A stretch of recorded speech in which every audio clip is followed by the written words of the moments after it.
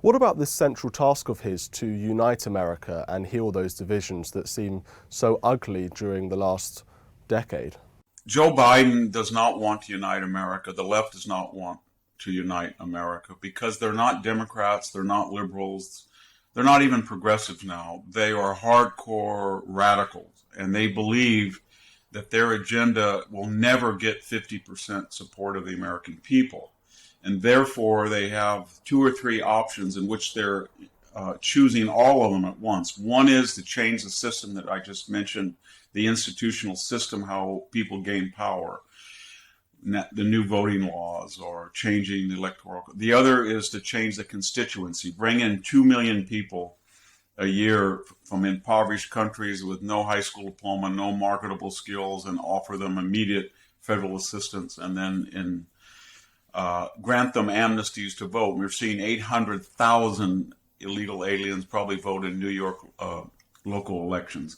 And then, so they want to change that demography, and they want to change the system, and they want to use institutions that were nominally neutral. I'm talking about the FBI, the CIA, the Pentagon, the IRS, and the DOJ. Each party tried to politicize them, but they had credibility. Now when we look at a John Brennan, what he did, or a James Clapper, or the retired military, or a Mark Milley in the Pentagon, or what the IRS does, or what the DOJ did, they are now active participants in whether it's climate change or transsexual, transgendered operations, or women in combat, pregnant women as Air Force. They have a social agenda.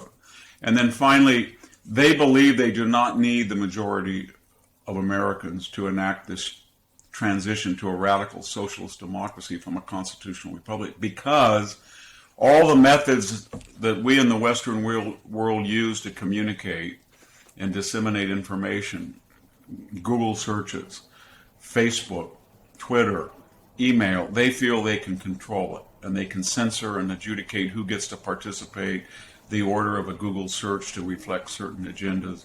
And that is force multiplied when you look at professional sports, Hollywood entertainment, K through 12, academia, Wall Street, the corporate boardroom, foundations, and the print and traditional media. They feel they have all of these levers, and they can manipulate public opinion, or they can gain power through them. And they really don't like democracy, or democracy in the sense of people being able to vote on referenda.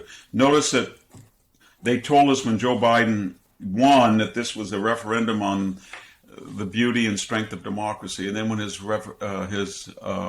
polls crashed in August after Afghanistan, they've never recovered.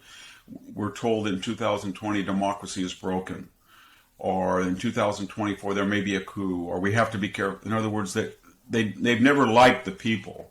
They only consider democracy useful when it promotes their agenda, and that agenda is usually only reified when there's a sense of crisis. COVID, Donald Trump, something like that. 2008 meltdown. That's how they come to power.